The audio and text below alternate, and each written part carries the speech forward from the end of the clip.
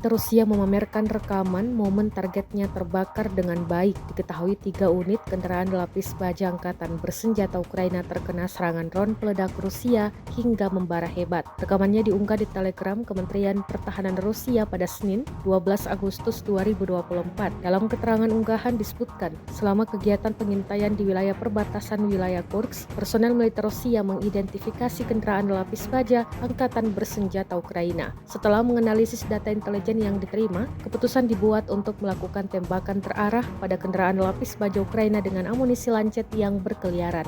Rekaman pemantauan objektif yang diperoleh secara real-time memverifikasi bahwa target yang diidentifikasi telah tercapai.